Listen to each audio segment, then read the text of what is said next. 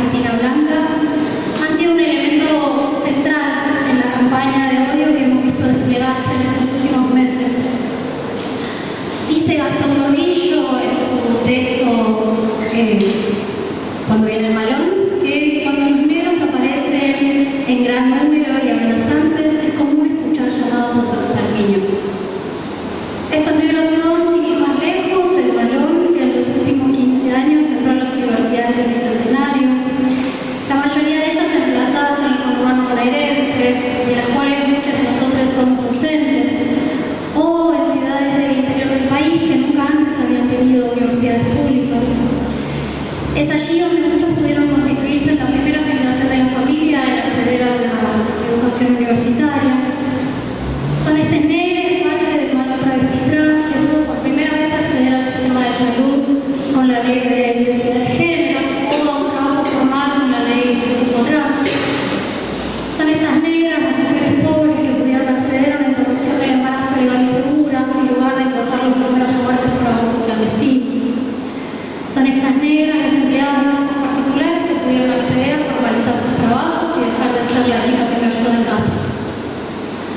Son estas negras, les hijes y nietes de las cabecitas negras que a mediados del siglo pasado fueron protagonistas de la ampliación de derechos para toda la clase trabajadora argentina durante los gobiernos peronistas. En nuestro país, los racismos antiindígenas y antiafrodescendientes, invisibilizados a través de nociones como la del crisol de razas, resurgen con fuerza durante los gobiernos antipopulares, que son sobre todo gobiernos antiperonistas. Hoy, más que nunca, nos toca reflexionar sobre la persistencia de nuestros racismos, de sus entrelazamientos con las percepciones de clase en nuestro país y de sus consecuencias palpables en la vida cotidiana de todos nosotros. En ese marco es que les agradecemos a nuestras invitadas hoy, que con sus recorridos de investigación, docencia y activismo nos traen algunas herramientas para adentrarnos en estas conversaciones. Gracias, Amo. Bueno, buenas tardes a todos. Voy a presentar a las compañeras que hoy nos acompañan y les comento que ellas harán su exposición y luego daremos un espacio para intercambio, para comentarios y preguntas. Bueno, nos acompañan hoy Carolina Álvarez Ávila. Ella es doctora en Ciencias Antropológicas por la Universidad Nacional de Córdoba, máster en Estudios Amerindios por la Universidad Complutense de Madrid y Casa América y licenciada en Comunicación Social por la Universidad Nacional de Córdoba. Es investigadora asistente del CONICET, directora de la maestría y especialización en Antropología Social de la Facultad de Filosofía y Humanidades de la Universidad Nacional de Córdoba y profesora asistente concursada del Departamento de Antropología de dicha facultad. Sus investigaciones abordan problemáticas en torno a las comunidades indígenas, territorios y derechos, a partir de las cuales ha publicado numerosos artículos y libros. También nos acompaña hoy Julia Brobet, antropóloga, bailarina, investigadora del Centro de Investigaciones Sociohistóricas Regionales, el CIRCONICET.UNR, docente de la carrera de Antropología de esta casa de estudios, integra el Laboratorio de Antropología de las Corporalidades Situadas y el Centro de Estudios de las Realidades Culturales Americanas del ICIR. Sus investigaciones articulan temas del campo de estudios afrodescendientes, las corporalidades y las políticas públicas para abordar diferentes dimensiones del racismo estructural argentino en contextos artísticos, comunitarios y educativos. Participa de proyectos colectivos que buscan generar herramientas de divulgación y comunicación para trabajar los racismos locales entre públicos amplios. También nos acompaña Sandra Hoyos, es licenciada en Política Social por la Universidad Nacional General Sarmiento, diplomada en Géneros y Políticas de Participación y maestrando en Feminismos y Políticas Públicas por la Universidad Nacional de José C. Paz. Integra el equipo de coordinación de la Subsecretaría de Mujer, Niñez y Adolescencia del municipio de Malvinas Argentinas. Es docente investigadora de la carrera de Política Social del Instituto del Conurbano de la Universidad Nacional de General Sarmiento. También es docente de la Facultad de Ciencias Médicas de la Universidad Nacional de José C. Paz y docente tutora de la capacitación Ley Micaela para trabajadoras del Ministerio de Educación. Y también nos acompaña Diana Lentón. Ella es doctora en Ciencias Antropológicas por la Universidad de Buenos Aires, profesora titular de la licenciatura en Ciencias Antropológicas de la UBA, investigadora independiente del CONICET en el Instituto de Ciencias Antropológicas de la Universidad de Buenos Aires. Ha desarrollado investigaciones en el campo de la antropología histórica, específicamente sobre la temática de la política y la agencia indígena en sus relaciones con el Estado y sobre las políticas indigenistas a través del tiempo. Dirige la revista Publicar, órgano del Colegio de Graduados en Antropología de la República Argentina, y ejerce la vocalía de la Asociación Latinoamericana de Antropología en representación del mismo Colegio de Graduados. Fundó hace casi 20 años junto a Walter del Río la red de investigadores en genocidio y política indígena. Le damos la palabra. Muchas gracias.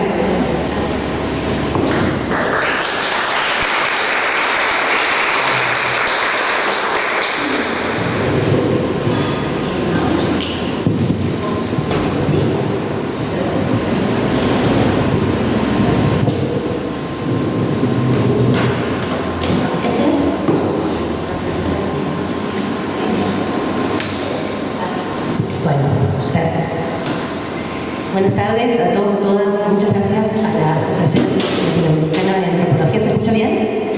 Y a la Universidad Nacional de Rosario por recibirnos. Si satura me dicen. Bueno, ya me presentó la compañera. Soy de Córdoba, por si no se nota por la arrastre ya de los vocales.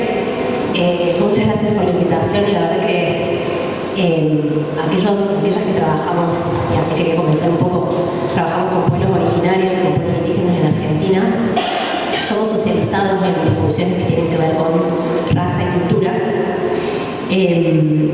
como ejes de análisis, sabiendo que también son ejes y categorías sociales que se complejizan en el uso cotidiano, que son categorías con las que las personas hacen y dicen cosas. Entonces, siendo, como decía recién la compañera, habiéndome formado en antropología y estando en esos temas, en ese campo de estudios indígenas, somos socializados y socializadas en discusiones que tienen que ver más con el campo de la etnicidad que con el campo de los estudios de raza. Y eso es algo que muchos autores y autoras vienen mapeando, como con el tiempo la categoría de raza fue dejada de lado y se habla más o se estudia más a través de categorías como etnicidad, identidad, originalidad, indigeneidad, etc. Lo cual no significa que cuando investigamos nos pasen cosas vinculadas a la racialización, al racismo, a la raza, e incluso estando en el campo de los estudios indígenas también conocemos un montón de estudios y trabajos y procesos tales como reemergencias étnicas y raciales en otros lugares. Aquí está Eduardo Restrepo, quien leíamos, por ejemplo, en sus estudios, investigaciones que él ha hecho sobre negritud en Colombia. También cuando nos acercamos a conocer movimientos indígenas feministas comunitarios que hacen de la raza un pivote fundamental de sus procesos de comunización, de sus procesos identitarios. Y bueno, también cuando nos acercamos a movimientos etnonacionales. Yo quería traer algo de Córdoba, entendiendo, está muy alto, entendiendo que se escucha, entendiendo que por ahí los aportes que podemos hacer y los puentes para dialogar, digamos, se nutren cuando traemos cosas situadas, ¿no?, de nuestros propios lugares de origen.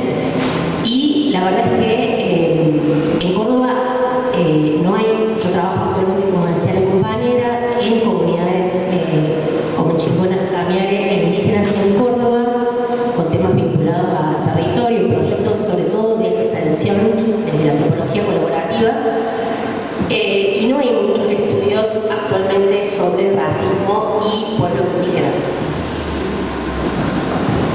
Sí hay estudios de reemergencias étnicas en Córdoba, porque las reemergencias indígenas han sido relativamente recientes, y en esos estudios y en esas investigaciones sí hay referencia a categorías coloniales vinculadas a la raza como elementos fundamentales para entender esos procesos de invisibilización y procesos luego de reemergencia.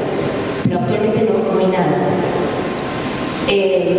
Lo que sí me pasó con la invitación, súper agradezco, es que a inicios de este año transité una situación un tanto amarga, dando clase, y me vino el pelo la invitación porque pude regular esa situación áulica a la luz de las preguntas que nos enviaron los organizadores, que súper agradezco.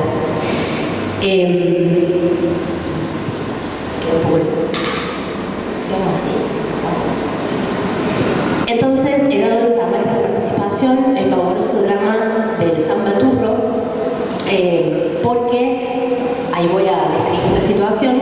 A inicios de este año estaba dando clase por Meet. La ventaja de dar clase por Meet virtual es que pude volver a la grabación de la clase y desandar un poco lo que había pasado. Era una clase, era un grupo de estudiantes que son docentes.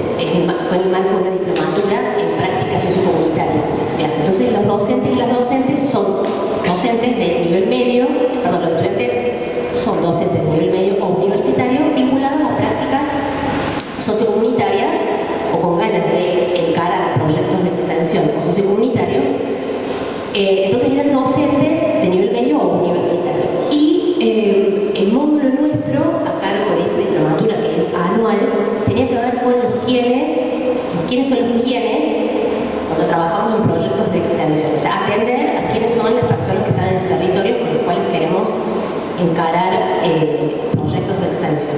Y para eso, uno de los textos que usamos fue el de Rita Segato, Nuevas Identidades Políticas, Alteridades Históricas, que trabaja un poco, no lo voy a poner aquí, pero trabaja sobre todo ejemplos, luego de definir y disputar bastante la idea de nuevas identidades políticas, trabaja sobre esta idea de alteridades históricas, planteando que no se pueden entender esas alteridades históricas sin la conformación de los estados nacionales, ¿no? Entonces plantea tres comparaciones entre Brasil, Argentina y Estados Unidos.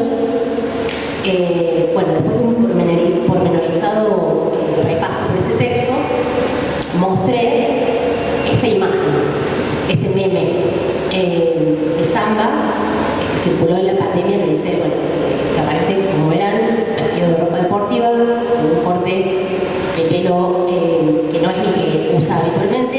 Samba usa un delantal en el canal público Paca Paca.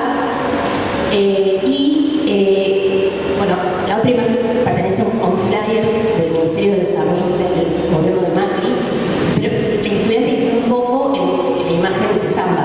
Seguramente también eso decía por su pertenencia a la educación, al campo educativo.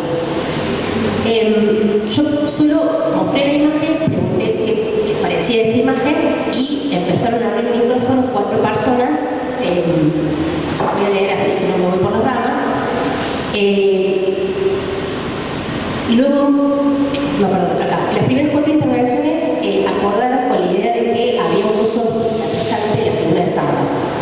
Otra persona mencionó que no era verdad que los niños no hubieran sido educados, ¿no?, en ese momento de pandemia. O sea, sí tenían clases, no iban a la escuela presencialmente, pero sí habían sido educados.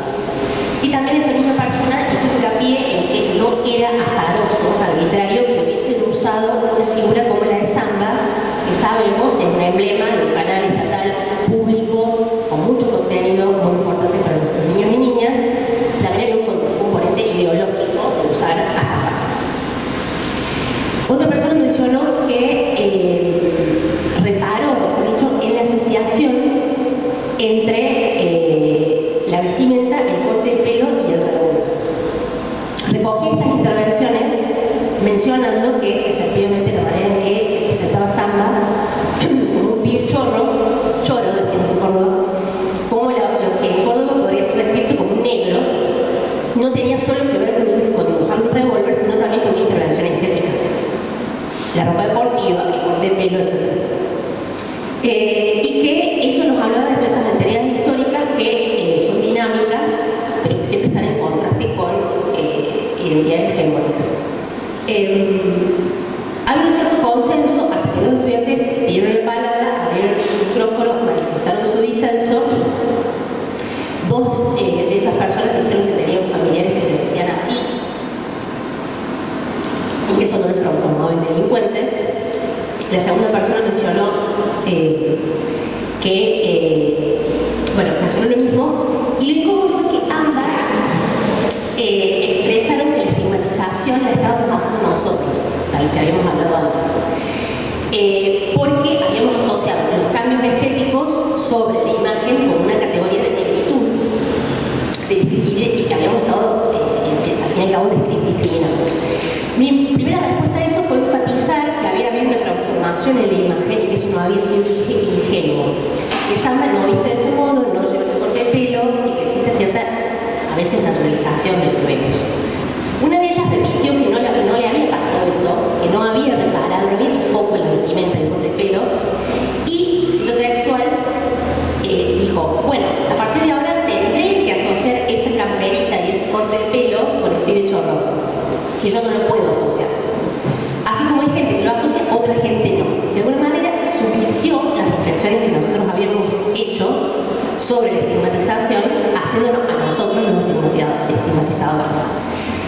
Revisando ahora, como decía, gracias a Chaucy Smith, que no siempre está bueno, pero en este caso sí, con el tiempo transcurrido me incomodó, porque a nadie le gusta ser acusado de estigmatizador o racista, o discriminador o discriminadora, y que el límite entre el análisis de la racialización y la operación racializadora nos pone siempre en un lugar muy border, ambiguo y por sobre todo inestable. Entonces ahí me quedé escuchando, como les decía, repasé qué hay en Córdoba en relación a eso y encontré, en primer lugar, repito esto que tiene que ver con el texto de Segato. Segato trae algo de la discusión de raza, porque menciona, por ejemplo, que Estados Unidos es un mosaico racial, a diferencia del son de raza argentino, cuya alquimia terminó más cercana a la idea de blanco europeo o eurocéntrico, ¿no? Y también habla del cariño de razas en Brasil, mencionando que el cariño de razas sí, el Estado Nacional o la nación, mejor dicho, brasileña, sí recuperó elementos indígenas, negros. En fin, había algunas menciones en el texto de Segato sobre raza, pero no habíamos entrado en profundidad al respecto. Y entonces eso me sirvió también, ¿no?, como para entender que hay que hablar de raza y hay que buscar textos que puedan profundizar en esos temas. Pero sobre todo, y acá traigo el nodal de la presentación de los hoy, que es que me encontré con un texto de Córdoba, de un antropólogo que se llama Gustavo Blasquez, que se llama Negros de alma, raza y procesos de subjetivación juveniles en torno a los bailes de cuarteto en Córdoba. Al inicio del texto, el autor expresa: entre los numerosos enunciados de que alguien es negro, entre los numerosos enunciados que forman parte del sentido común nacional y por lo tanto blanco, encontramos la afirmación de que alguien es negro no ya solo por el color de piel, sino por su alma. Los negros y negras de alma, de acuerdo con el punto de vista de aquellos que no se describen como tales, se caracterizarían por, en el plano estético, su mal gusto, o sea, ser mersas, cutres, lonchos, bueno, todas categorías nativas que dan cuenta de ese mal gusto. En el plano ético, por su falta de dedicación al trabajo, ser vagos, y su carácter peligroso, ser choros o chorros, o ser un pibe chorro. En el plano erótico, estos sujetos se distinguirían por ser simultáneamente objetos sexuales desvalorizados, dado que los hombres son fieros, y las mujeres carecen de virtud, o sea, son putas. Y también peligrosas, porque son cálidas, están siempre al borde de la calentura. A partir del análisis del mundo del cuarteto, no se trata solo, a decir Blasquez, de una correlación de piel o de asociar lo pobre con lo negro en una articulación que, coincido, atiende a las conexiones entre raza y clase. La clasificación que forma este discurso discriminatorio abarca para Gustavo, y siguiendo sus teorías de la performance, elementos y medios estéticos verbales y no verbales. Para el caso del cuarteto, en las performances del baile, por ejemplo, se construyen unas subjetividades plurales, contradictorias, heteroglósicas, afectivas y performativas. Básicamente lo que va a decir Gustavo es que estas categorías de negro y negra en Córdoba, específicamente, también atienden a quiénes y cómo se apropian de estos términos, cómo resisten a las connotaciones negativas de las palabras, transformándolas en dimensiones de su propia identidad. El trabajo de Gustavo no focaliza, es un artículo, ¿no? No focaliza en cómo opera el negro cordobés en el panorama nacional, eso ya es otro tema,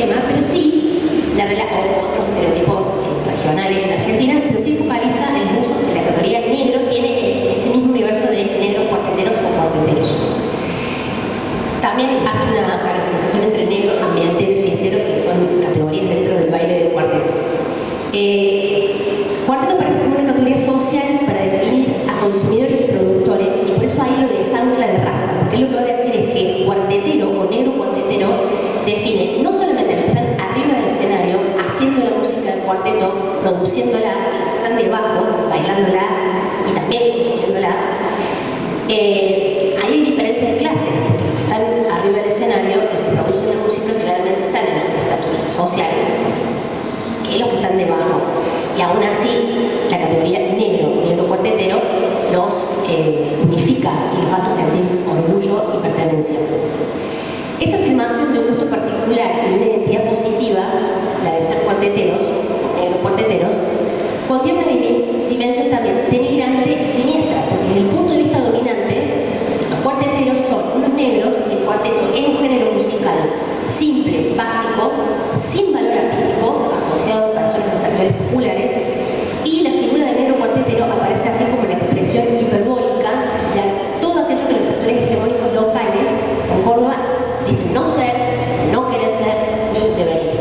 De hecho, recién en el almuerzo me hace acordar que cuando la Mona Jiménez fue por primera vez al Festival de Cosquín, se armó un revuelo enorme porque entró en un bastión de música folclórica y del festival tradicional. Bueno, ejemplos como eso, muchos en Córdoba, ¿no? Cuando el cuarteto coloniza otros espacios que no están destinados al de la música negra cuartetera de sectores populares. Esa misma figura, la del negro cuartetero, es integrada por medio del humor y la caricaturización que construyen ese tipo humano local de negro cordobés. Y acá sí me permito recordar, no son ejemplos muy contemporáneos para los millennials, pero está el negro cordobés, el Chichiro Viale, que está siempre hacia un humor muy cercano al consumo de bebidas alcohólicas, que es una característica que se atribuye también a los negros cuarteteros, o el negro Álvarez, ¿no? También con ese humor tan cordobés. O sea que, de algún modo, es una figura que también se exporta. Siempre, desde un punto de vista subordinado, el negro cuartetero se asocia a la alegría, a la pobreza y cercano a las bebidas alcohólicas. Por eso trae estos dos humoristas que trascendieron los límites de Córdoba. Al momento de escribir este artículo, Gustavo identifica que son, también ahí, no tengo tiempo, pero hace como una distinción entre, dentro del mundo cuarteto también quiénes son los auténticos negros, y ahí aparecen los seguidores de la Mona, que son más negros que los otros. Pero acá me hago un punto en algo fundamental de su texto, que es lo que me permitió revisar la situación áulica, que es que él dice que estas personas que se asumen como negros cuarteteros dicen serlo de corazón, e incluso dicen ponerle el pecho a la discriminación. Es decir, aún con la carga de estigmatización y la discriminación, existen sujetos que se identifican y reconocen como cuarteteros o como negros cuarteteros. Me detengo en un último punto que justamente atañe a la raza. Gustavo aclara que entre los negros cuarteteros entrevistados consideran que las relaciones sociales en términos raciales no aparecen como una forma de racismo, porque precisamente la clasificación de negro no está determinada por la piel y el cromatismo de su fenotipo. Esta negación de racismo a partir del uso de las categorías propias de dicho régimen discursivo permite sostener simultáneamente de modo no contradictorio, no problemático, dos enunciados contradictorios. El primero es que los sujetos sostienen que si bien en Argentina no es un país racialmente diverso, existen negros, no de piel, sino de alma. Argentina no es un país racista, aunque los negros están entre nosotros con sus gustos, sus malos gustos y sus prácticas, sus peligrosas prácticas que contaminan nuestro mundo civilizado. Por medio de este tipo de racismo, las diferencias sociales son retrotraídas a diferencias raciales, biológicas y por lo tanto naturales, pero no se basan en una idea de raza biológicamente determinada. La desracialización de los afrodescendientes y la racialización de los subalternos, que es un poco lo que decía Agostina, posibilitan que cualquiera pueda devenir negro, independientemente del color de su piel. Eso hace que también sea todo un terreno pantanoso e inestable, como decía al inicio. Se produce un régimen sensorial y moral, donde los negros no siempre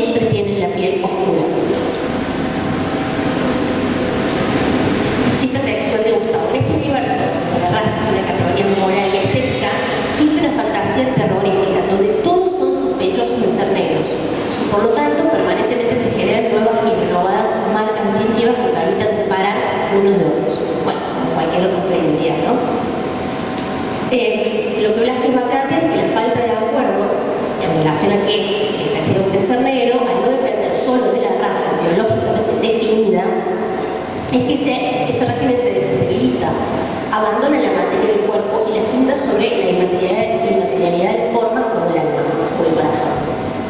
Eso, el corazón en términos simbólicos, metafóricos, eso es lo desestabilizante de la situación con el meme Samba, que no hubo un total acuerdo entre los presentes de la clase, aunque había una intervención estética y también moral, porque lo convirtieron en un delincuente por buscarle un revólver, pero lo estético no convirtió para algunas personas a Samba en un chorro, sino solo en un delincuente. Ahora bien, ¿qué pasaba si sacábamos, esto no lo dije en la clase, lo digo ahora, ¿qué pasaba si sacábamos el revólver a Samba?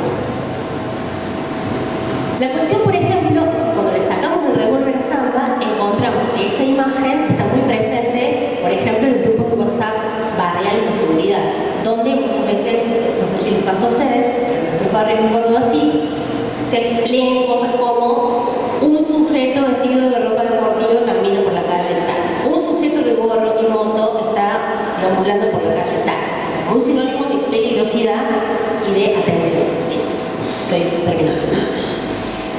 De hecho, y con esto voy cerrando, también me resultó muy impactante ahora al volver sobre la situación, busqué la génesis del meme.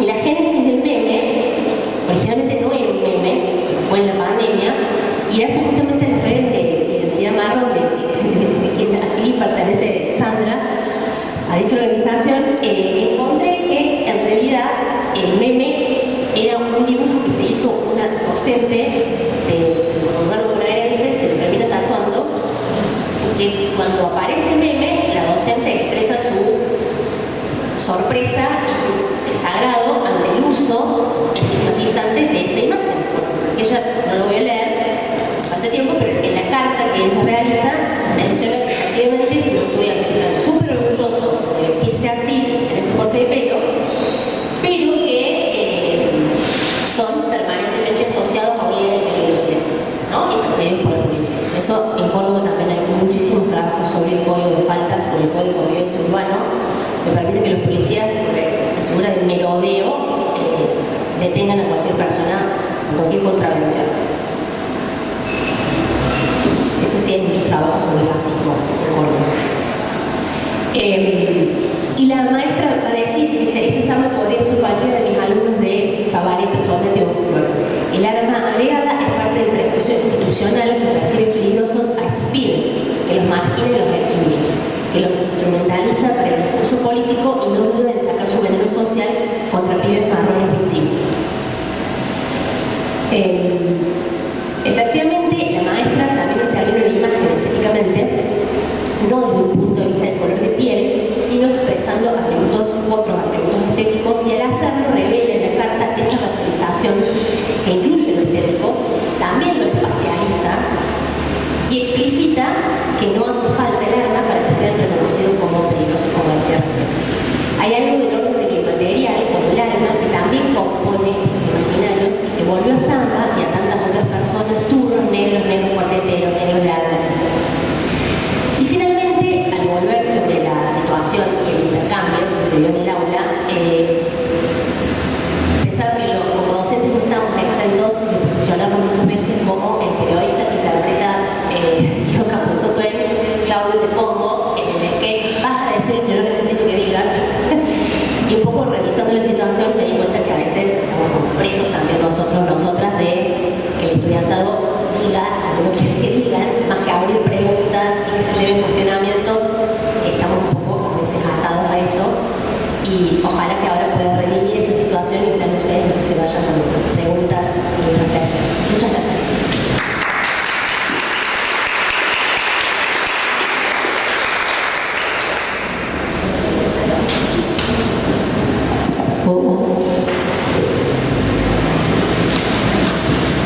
Hola. Bueno, me dicen si deja de escucharse. Cuando yo estaba del otro lado me daba cuenta que a veces se dejaba de escuchar. Bueno, primero eso, agradecer la invitación, agradecer estar con estas compañeras. Empezar por decir, porque no puedo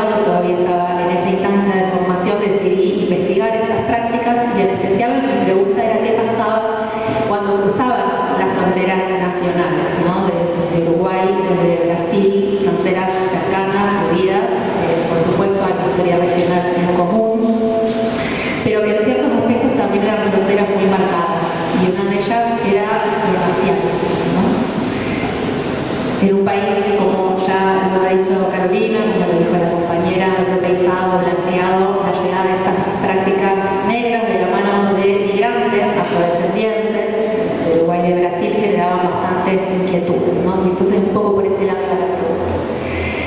En el trabajo de grado abordé las danzas afro-brasileñas y rápidamente surgió en el diálogo, mayormente con mujeres, que eran quienes participaban en estos espacios, la pregunta por lo racial y sobre todo una duda, ¿no? De que fuera incompatible o que hubiera algún tipo de incompatibilidad entre bailar y cantar esta práctica negra y ser blanca, ¿no? Entre comillas. Digo entre comillas porque precisamente esto es lo que va siendo puesto en duda en ese proceso de aprendizaje de estas manifestaciones. ¿Por qué bailas orillás si no sos negra? ¿Por qué te gusta cantar canciones de orillás si no sos brasileña? ¿No? Este tipo de preguntas eran bastante frecuentes y la sospecha es ¿por qué no? ¿Por qué no se podría? Entonces, bueno, ¿qué nos dicen, ¿no? de Argentina estos interrogantes que le hacen a estas mujeres? Entonces, ¿qué pasaba en este diálogo, ¿no? entre estas corporalidades afro-brasileñas y argentinas? ¿Y qué procesos de orden imaginativo, perceptivo, creativo, sensorial se ponían en juego en el aprendizaje de estos modos de moverse, que son también modos de entender la vida social, modos de entender la experiencia histórica, modos de concebir a la persona? Y pasaban cosas de un abanico muy amplio, ambiguas, contradictorias, que iban, por supuesto, de la aparición de prejuicios, exotizaciones, estereotipos sobre la cultura negra, sobre Brasil, sobre lo religioso, pero también se abrían espacios para preguntarse por la propia experiencia en relación con la diferencia étnica y racial. Voy a retomar un registro de campo que es de 2011, tiene varios años, pero me parecía que estaba bueno recuperado, con una de mis interlocutoras. Dice así: a las danzas las veía como algo ajeno. El preconcepto de que algo que no es de la misma raza o de la misma cultura uno no se pueda vincular con eso, o no deba o no pueda, como si los límites estuvieran dados por la raza por decirlo de alguna manera, por la cultura. Era como todo muy diferente, se adjudicaba como límites, como cosas así, como si la diferencia fuera, no sé, una cosa que no se puede relacionar, dos cosas diferentes que no se pueden conectar. No conectarse con lo ajeno, digamos, esto es tuyo y esto es mío, como resguardo también de lo propio, no querer romper con lo propio. Entonces, para empezar a pensar qué es hablar de racismos en Argentina, que era una de las preguntas que nos hacían, creo que es empezar a discutir las blanquedades o los procesos de blanqueamiento, para pensarlo en términos más diacrónicos. Es también indagar en este temor entre sectores medios, y voy a retomar algunas palabras también del campo, a la mezcla, a la mixtura, a la cruza, ese temor o ansiedad respecto a la mezcla étnica y racial.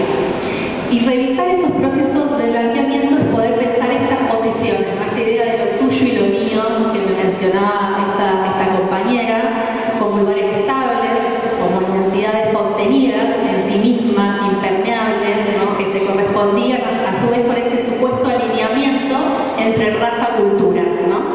Y al mismo tiempo esta idea de límites entre estas entidades, raza-cultura, fue el puntapié para empezar a indagar cómo ese relato se vincula a nuestra propia historia nacional y qué pasa en el proceso de aprendizaje con esos lugares iniciales, ¿no? de lo blanco, lo negro, lo uno y lo otro, si permanecían tan delimitados y tan estables como al menos se presentaban al inicio, ¿no?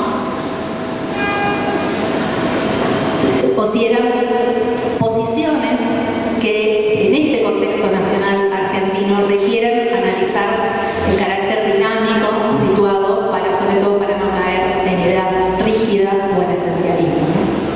Entonces, una de las formas del racismo argentino es este lugar del mestizaje como un espacio de contradicciones, ¿no? y de supuestas incoherencias, de acuerdo a la lógica de un discurso que construya la cultura nacional como blanca, sin indios, sin negros, sin racismo, ¿no?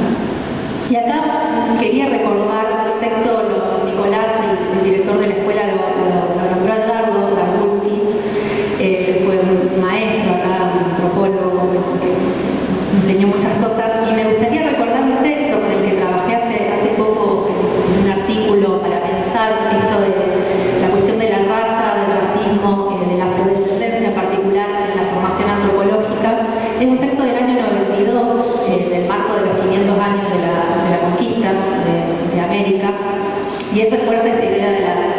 autocrítica y de la deuda disciplinar en términos de esclarecer, dice él, los procesos reales étnicos y de las relaciones interétnicas que no pueden ser disociadas del entramado de relaciones sociales y que configuran nuestro desarrollo como formación nacional, y en particular entender el lugar del racismo, y en particular eso es una deuda de la disciplina antropológica, un espacio autocrítica necesario en nuestra propia disciplina, en el año del 92. No quería dejar de hacer esa mención porque hoy lo nombraron y la verdad que lo recordé con mucho cariño. En la investigación doctoral, esto fue el proceso de investigación de grado, en la investigación doctoral decidí trabajar un poco con estos emergentes que habían surgido tiempo antes, pero trabajé con la expansión del candombe uruguayo, ¿no?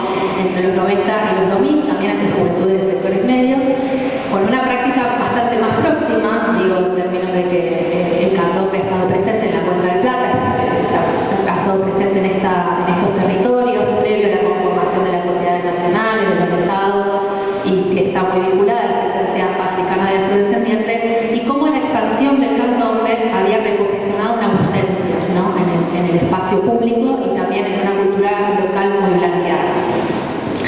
Lo que me interesó en este proceso de la investigación doctoral era sobre todo trabajar o seguir trabajando con este sector mayoritario de la sociedad nacional que logramos o que podemos incluirnos en la argentinidad blanqueada, y que de esa manera nos posicionamos, ¿no? como el punto de referencia para hablar del otro etnizado o racializado, ¿no?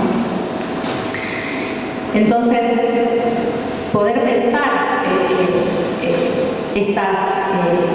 estos procesos entre estos sectores era poder hablarle a esa construcción de lo blanco nacional.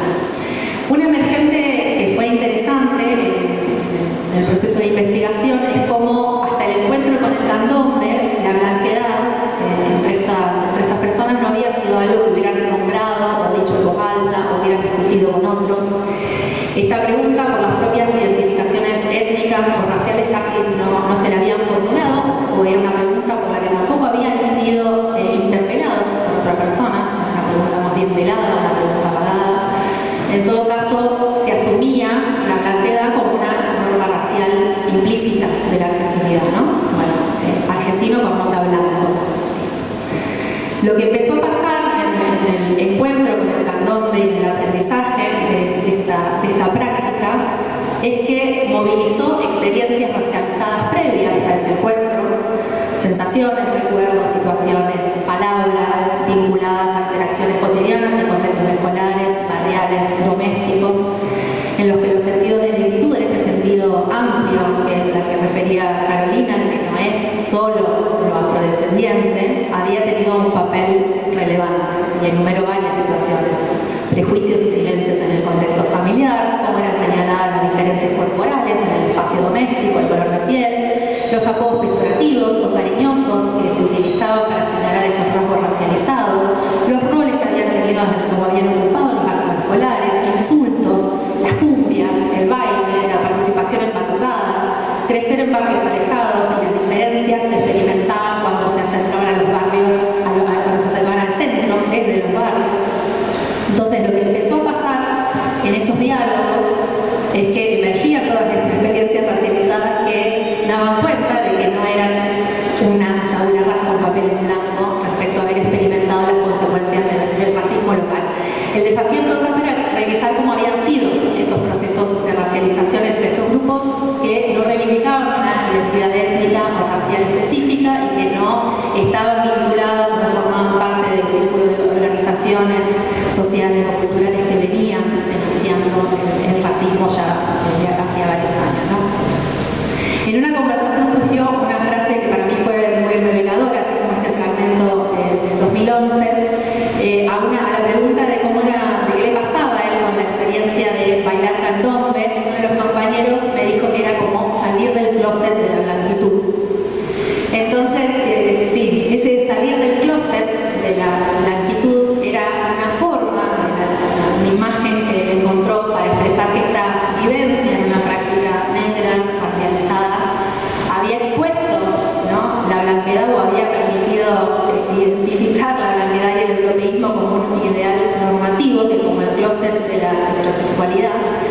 había estructurado la identidad nacional argentina y había marginado una serie de experiencias, de afectos, de prácticas, de emociones que no se adecuaban, ¿no?, a esa forma.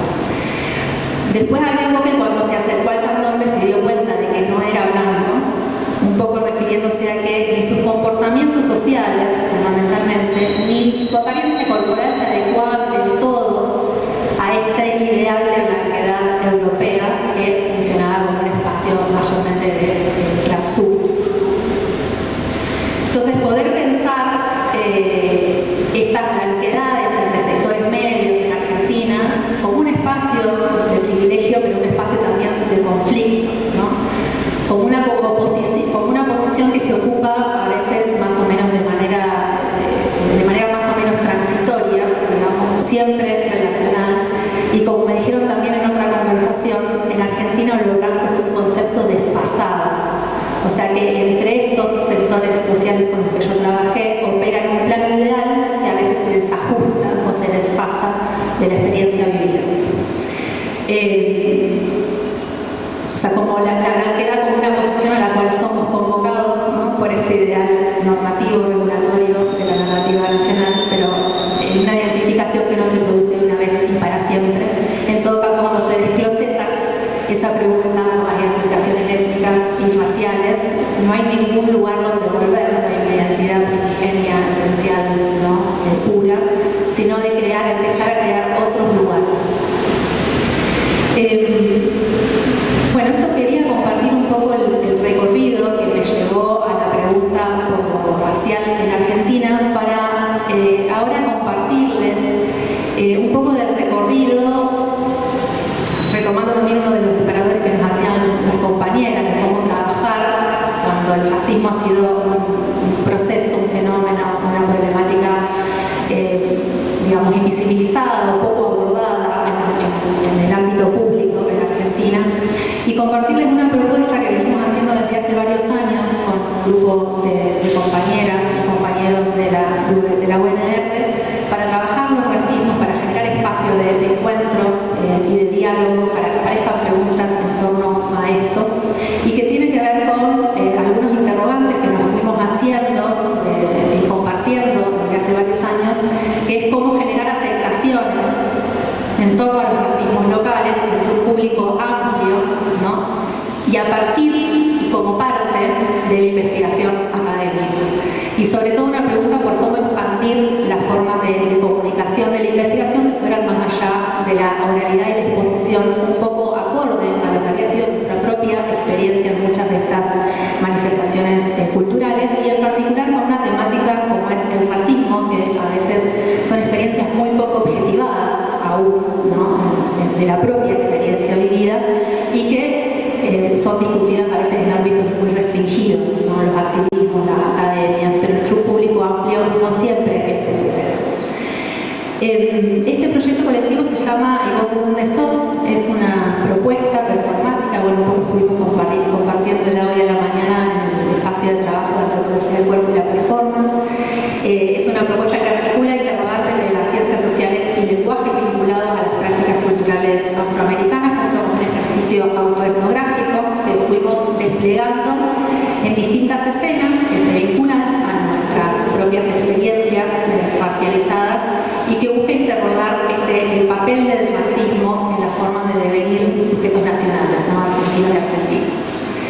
En parte, el objetivo de esta experiencia era empezar a entender, al trabajar esta propuesta con diferentes públicos y en diferentes lugares de Argentina y sobre todo de la provincia de Santa Fe, cómo se articula localmente el racismo con otras formas de diferenciación social, lo vamos a ver un poco en el video, como el género, la clase, las edades, los territorios, la condición laboral, algo muy fuerte que apareció en algunas de las experiencias que desarrollamos en el norte de Santa Fe, identificar los distintos nombres que adoptan los racismos, la diversidad de cuerpos que lo sufren, que lo contestan y que lo ejercen también.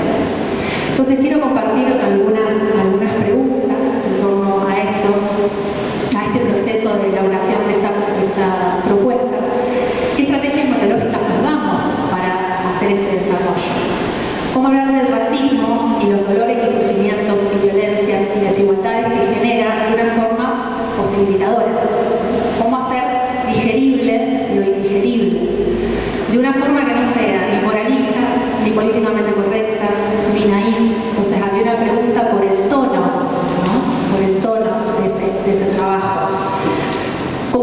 escuchar las historias del dolor ajeno en los términos en los que ese dolor se expresa en estos diferentes territorios a los que íbamos llegando. ¿Qué recursos vamos a tener que inventar? ¿O qué pistas nos van a dar nosotros también? Digo, porque es un trabajo que fue mutando, venimos haciendo desde el 2015, para elaborar esas estrategias. Y cuento algunas cosas que nos fueron dando pautas de que había momentos que eran eficaces en esos espacios de encuentro. Y a partir del uso de estos lenguajes, ¿no? Sonoros, musicales, de la danza, del teatro. Bueno, algunas de esas herramientas fueron la apertura de un espacio de intimidad con otros y con otras, donde exponíamos nuestros extrañamientos respecto a muchas de estas prácticas en las que habíamos sido también ejecutantes, exponer dudas y contradicciones respecto a nuestros propios procesos de racionalización, esas dudas que nos habitaban y que nos constituían. El humor, la ironía, el absurdo fueron también herramientas interesantes para pensar algunos de los estereotipos presentes, ¿no? en nuestra vida diaria respecto a lo racial. La pregunta que elegimos para titular el proyecto es esta que les contaba, el vos de dónde sos, que tuvo que ver con este ejercicio de poder politizar la experiencia personal para poder compartirla, ¿no? Y discutirla en espacios con otros y con otras, y que nos fue permitiendo identificar silencios, renuncias, sospechas, secretos, ocultamientos, afectos, en estas formas de devenir argentinos y argentinas que estaban atravesadas también por lo racial. Estos últimos 2 años, y acá voy presentando un poco algunos materiales audiovisuales muy breves que voy a compartir, estuvimos trabajando con mujeres trabajadoras rurales del norte de Santa Fe, de esta provincia. La propuesta de revisar las desigualdades y los racismos con estos lenguajes corporales, gestuales, sonoros, con objetos, con canciones, funcionó en esos contextos como una mediación para poner en el cuerpo lo que todavía en la palabra no se podía nombrar, ¿no? Y ahí fueron apareciendo imágenes muy potentes, espero que les parezcan potentes a ustedes también de ese trabajo, que nos fueron permitiendo entender esta dimensión afectiva, emocional, esta capa más primaria vinculada al racismo, y a empezar a procesar colectivamente esos dolores y que no sean solo frustración, enojos, impotencia, ¿no? Y pienso esto en una realidad social tan crítica como la que nos atraviesa y la que empezamos a recorrer, que nos somete además a mucha inmediatez, a la supervivencia, a la reacción permanente, a la urgencia, en cómo hacerle un lugar, cómo darle un momento a estos procesos perceptivos, sensoriales, imaginativos que requieren de otro tiempo. También pensaba en este trabajo desde los territorios, ¿no? Para trabajar los racismos locales y cómo nos permitió acercarnos y afectarnos por las profundas desigualdades territoriales, ¿no? que hacen a la realidad diversa de nuestro país y en particular a la realidad de nuestra provincia, de Santa Fe, una provincia que está fracturada entre el norte y el sur y que expone una realidad muy desigual en cuanto al acceso a derechos básicos, ¿no? En el norte y en el sur provincial.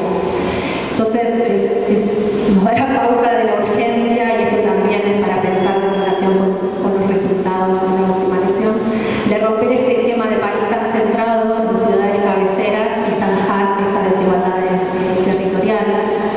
Les decía que trabajamos bastante con mujeres trabajadoras rurales y que no fue fácil objetivar estas experiencias del racismo, sobre todo en los términos en los que nosotros esperábamos que eso sucediera, ¿no? Desde nuestra propia experiencia urbana. La clave en la que se nombraban las desigualdades raciales estaba muy mediada por el lenguaje laboral. Términos como hacheras, moreneras hablaban de formas de trabajo local que también estaban racializadas y que se daban a veces en condiciones de mucha precariedad y vulnerabilidad, ¿no? Entonces, empezar a nombrar estas desigualdades y cómo también se entramaban a los orígenes étnicos, ¿no? Y que no era lo mismo las posibilidades de un colono que era de un descendiente de un pueblo originario, fue todo un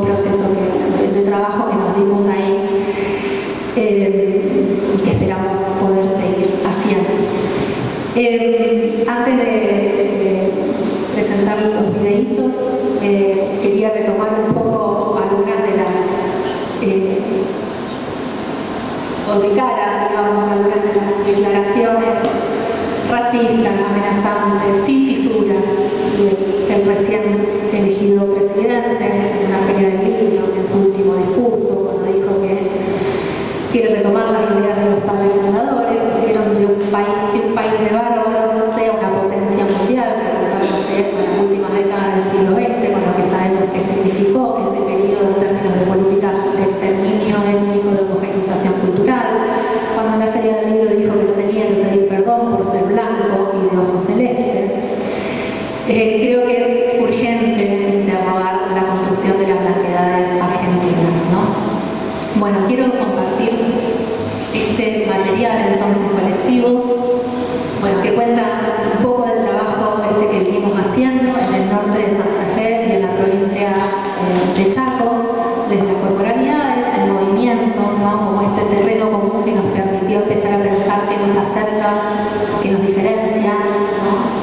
Un trabajo que esperamos poder seguir reinventando en un contexto que seguramente será más hostil, con menos políticas públicas para poder que nos permitan, digamos, hacer realmente este trabajo en los lugares donde están las personas con las que queremos trabajar. Y tenemos este gran desafío de pensar lo común y de pensar nosotros más inclusivo y no volver a ningún closet. Bueno, ahí comparto los videos y con esto ya. Sí.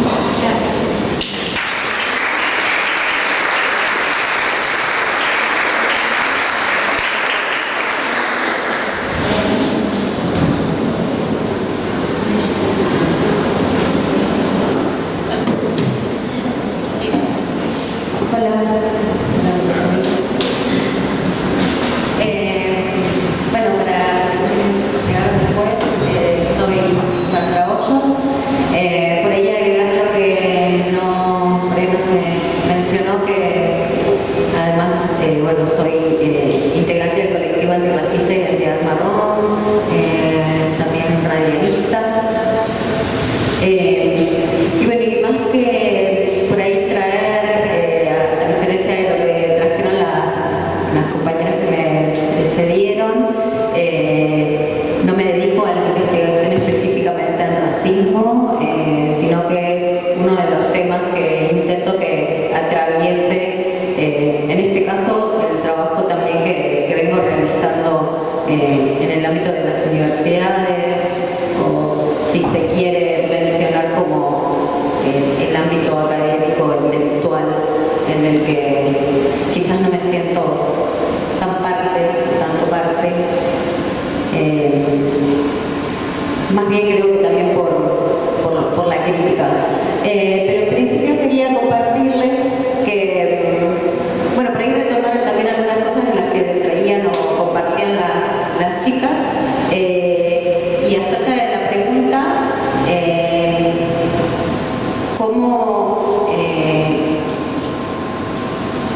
¿qué pasa o de qué hablamos cuando hablamos de racismo, ¿no? En mi caso en particular, entiendo o empecé a encontrarme con esa palabra cuando me di cuenta que era una persona considerada racializada no blanca, y que eso me dio muchas respuestas a lo que había sucedido en mi vida. Que esa respuesta la pude procesar o elaborar a partir de poder encontrarme con otras personas que también pudieron identificarse desde esos lugares. Haber padecido situaciones de racismo de forma directa en su vida, y que además la estructura racial o el racismo estructural presente en nuestro contexto atraviesa nuestra vida y la historia de nuestras familias. Entonces, ¿de qué hablamos cuando hablamos de racismo? En mi caso, desde mi propia historia, desde mi historia familiar, y también de los procesos que he transitado para poder hablar de racismo. En particular, me interesa hablar del racismo en Argentina, que, bueno, es algo de lo que no se habla y que no se enuncia como tal, como una práctica que está instalada, que en realidad está presente, pero que no se nombra. No nos nombramos como un país que ejerce el racismo, ¿no? En los sentidos amplios de los que podemos hablar del racismo. No voy a decir que hay racismos y racismos, pero sí no poder entender que la práctica del racismo tiene un grado de complejidad particular. En el caso del contexto argentino, es el racismo que atravesamos y tenemos en este país en particular, y que no es lo mismo lo que sucede en otros países. No sé, quizás lo más cercano y lo que asociamos cuando hablamos de racismo es, bueno, miramos a Estados Unidos y son racistas, mira cómo asesinan a personas afro. Bueno, acá también en la Argentina suceden y se llevan adelante prácticas de racismo, y por un lado, digamos, es necesario mencionar y nombrar la existencia de un racismo estructural. Y entonces, en esa presencia de ese racismo estructural se pueden dar diferentes acciones, desde lo que dijo a punto de ser expresidente Alberto, de que todos los argentinos y argentinas descendemos de los barcos, hasta lo que puede decir también, que ya ha dado su comentario racista, y bueno, y también un montón de otras acciones que ahora voy a comentar, el electo, ¿no? Que hablaba de que, bueno, ¿qué culpa tengo yo de ser blanco de ojos celestes, ¿no? ¿Y por qué tiene que decir, ¿no? ¿Qué culpa tiene él de ser blanco y de ojos celestes, y además es varón y tener pene? Es porque se está reconociendo en sus privilegios, ¿no? De clase, de etnia, de género. Y eso está súper claro, ¿sí? En principio, mencionarles, como para ponerles en contexto, qué es Identidad Marrón. Identidad Marrón es un colectivo de personas que nos conformamos, a ver si esto se puede apoyar acá, que nos entendemos como hijas e hijos de indígenas o descendientes, de campesinos, migrantes, y que tenemos como objetivo visibilizar el racismo estructural en la Argentina y en el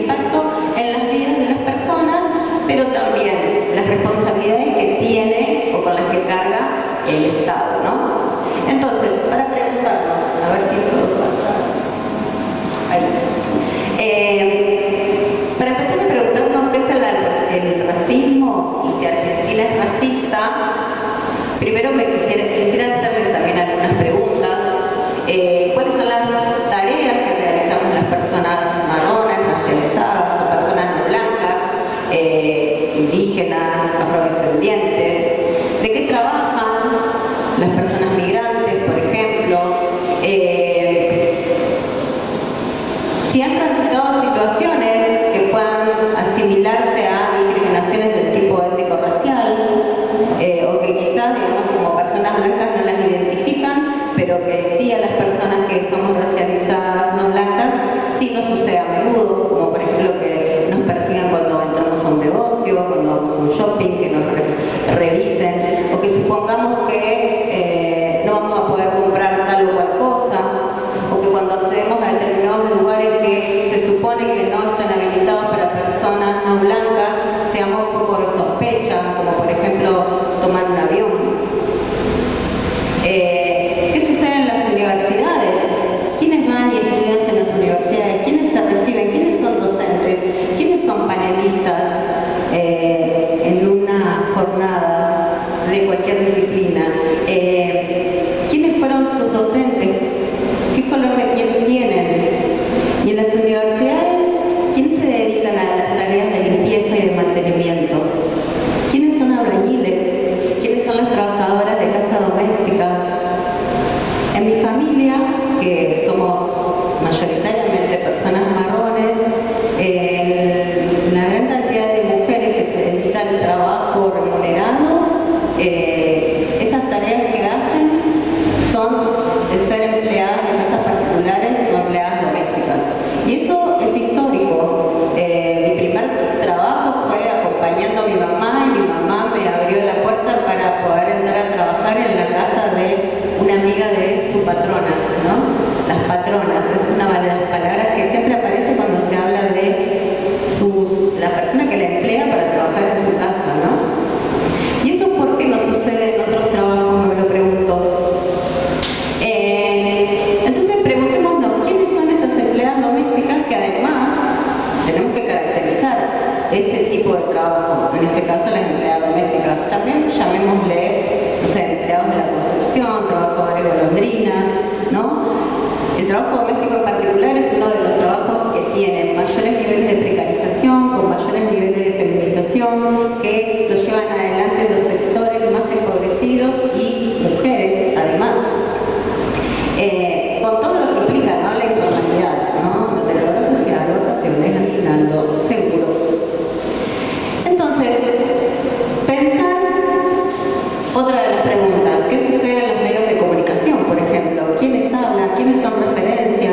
Porque además, ¿qué es lo que construye este tipo de identidades donde se supone que hasta este momento hemos llegado a la conclusión que hay una construcción identitaria que se precia superior y otra que transita procesos de inferiorización, ¿no? Entonces, ¿qué sucede con eso? Es que hay situaciones donde las personas son más valiosas que otras según los lugares que habitan o que tienen. Si hablamos de los medios de comunicación, también son espacios de referencia porque construyen también subjetividades. No solamente para las personas que somos adultas, sino para las niñeces. Yo, siendo niña, digamos, nunca me vi reflejada y queriendo ser alguien, o al menos a alguien que pudiera parecerse a mí. Eso nunca sucedió. Eso también construye y da cuenta de esos procesos de subjetivación que tienen las personas y que además tienen que ver con el propio reconocimiento. Es decir, nunca me hubiera reconocido queriendo ser, no sé, actriz, no sé, o concursar en un concurso de belleza.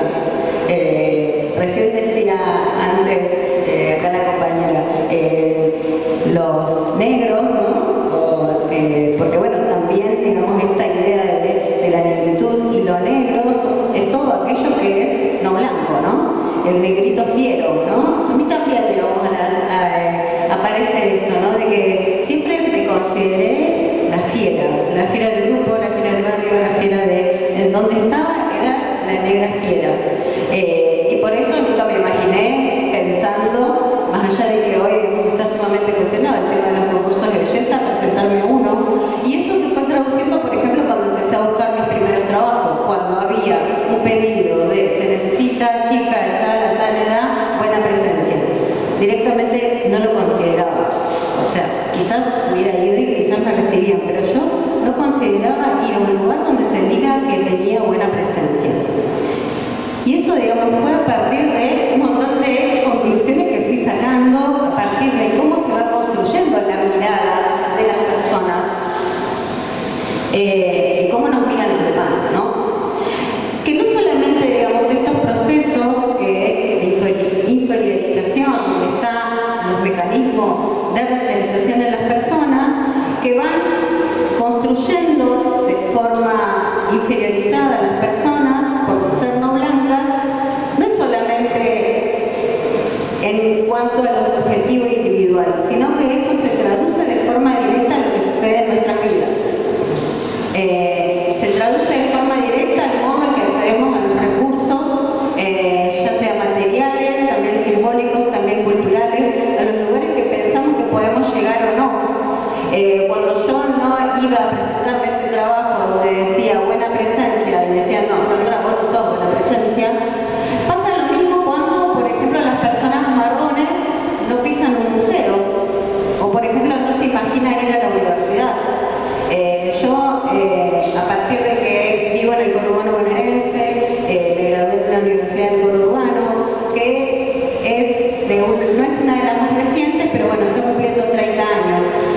Yo apenas terminé el secundario, debiendo varias materias, lo primero que hice fue ir a trabajar. Empecé a trabajar en fábricas, en ese momento, digamos, a partir de los 18 años, cuando formalmente puedo empezar a trabajar, fui operaria fabril durante casi 7 años. En el medio, trabajando de mesera, en restaurante, vendedora de medias, haciendo sándwiches de miga. Tuve un hijo y una amiga o compañera del secundario me dijo, ¿por qué no terminás las materias que tenés del secundario y te anotás? Porque yo me anoté a ser profesora de historia en la UNS. Y bueno, puede ser, lo voy a ver. Fui y me anoté, había un programa que se llamaba el COA, que permitía la terminalidad secundaria, así que yo tenía matemática y contabilidad. Fui en un curso de un mes durante el verano y bueno, aprobé las materias y me anoté a la universidad, hice el curso de aprestamiento. En ese momento había el CAU, que voy a hablar con la compañera que conocía la Universidad General Sarmiento, y bueno, y me anoté, empecé a estudiar historia. Después cambié y terminé graduándome de licenciada en política social. A lo que voy es que esa posibilidad de poder pensar en la universidad apareció mucho más adelante, no fue, digamos, como una opción. Cuando a mí me preguntaron, o no recuerdo tener registro de qué quería hacer cuando sea grande, ¿no? Entonces también para ciertos sectores de la sociedad, que además también tienen la característica de ser sectores racializados no blancos, poder pensar en proyectos propios, que además eso construya también espacios colectivos, termina siendo un cierto privilegio poder pensar en un proyecto, en un futuro. Durante mucho tiempo mi proyecto era pensar en la inmediatez. Entonces también me parece un momento muy indicado poder pensar a entender qué es lo que sucede, digamos, cuando hay proyectos, pero solamente son proyectos a muy corto plazo y que casi desde la inmediatez. El proyecto es poder comer al otro día, por ejemplo, ¿no? Entonces, pensar en las personas marrones, en este caso yo hablo desde la marronidad, porque es la construcción identitaria que me identifica, con la que me reconozco, con la que pude producir a partir de encontrarme con otras personas marrones, que entendíamos que era importante poder hablar del racismo en Argentina y cómo impactaba en la vida de las personas, y que está atravesado profundamente por mi cotidianidad, pero también tiene que ver con todo mi grupo familiar, todo el ámbito barrial en donde habito, y también con muchas de las situaciones que se padecen, ¿no?, en la actualidad, donde eso tiene que ver con la fuerte segregación étnico-racial y que eso se distribuye con la distribución de los recursos a los que accedemos las personas, ¿no? Entonces, hablar de racismo es necesario si queremos hablar, por ejemplo, de justicia social. En el contexto que hoy transitamos, acá, mientras voy pasando alguna de las filminas, esto es algo de lo que yo ya hablé.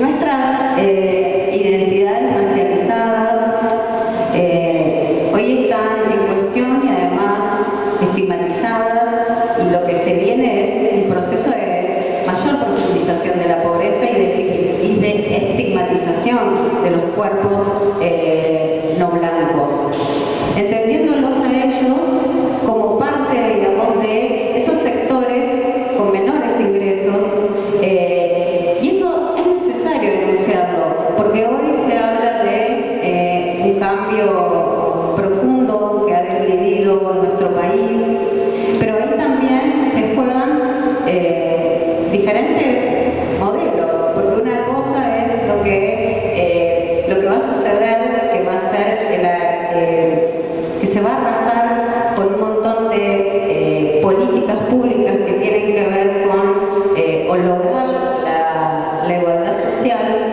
que van dirigidas profundamente a los sectores empobrecidos. Y hoy lo que quiere hacer este Estado o esta nueva gestión es arrasar con el rol estatal que hoy está presente y garantiza la vida y la reproducción de la vida de grandes sectores de la población. Yo acá les traje, bueno, acá algunas de las imágenes, acá lo que decíamos con el ejemplo que traías del San Baturro, ¿no? Pensando en la violencia institucional, en este caso llamado gatillo fácil, donde la gran cantidad de asesinatos por ese famoso gatillo fácil, si miramos las imágenes de los pibes que fueron asesinados, en su mayoría, o casi todos, son jóvenes marrones. El caso más conocido últimamente que tuvo un juicio fue el de Lucas González, que por primera vez en Argentina se logra un fallo donde se incorpora el agravante de odio racial. No es algo nuevo, es un código que existe desde 1960, que tuvo algunas modificaciones en el 2018, creo, cuando se incorporó el agravante por género, pero es la primera vez que se usa y existía desde hace un montón, hace muchísimo tiempo. Y si bien, lamentablemente, es a partir del asesinato de Lucas González, sienta un gran antecedente, a su vez también quería mencionar que el fallo judicial toma, digamos, como uno de los fundamentos el aporte que hicimos desde Identidad Marrón con el libro Marrones se inscriben, que habla específicamente de la violencia policial que padecen los sectores étnicamente racializados no blancos. Acá.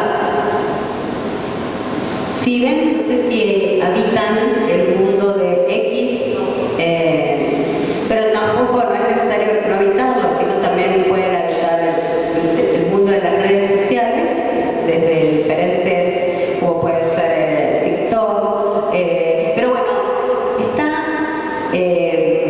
se ha profundizado obviamente también con la fuerza que ha tomado la campaña de Milei, donde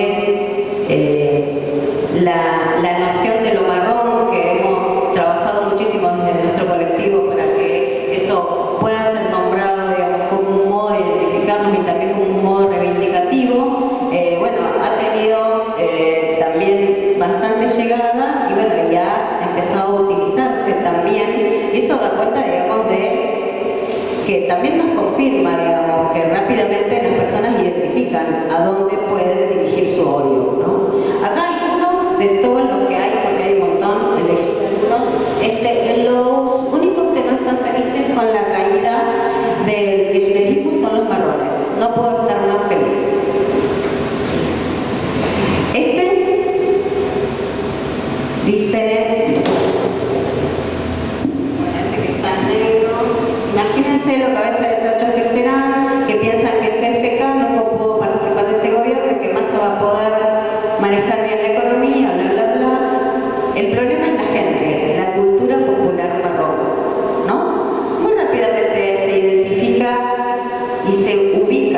el odio hacia determinados cuerpos, ¿no? Y después había otro más, que después les puedo pasar si quieren el PPT. Otras imágenes que son previas a este contexto, digamos, o sea que no es nuevo, pensando también en cómo se construyen identidades.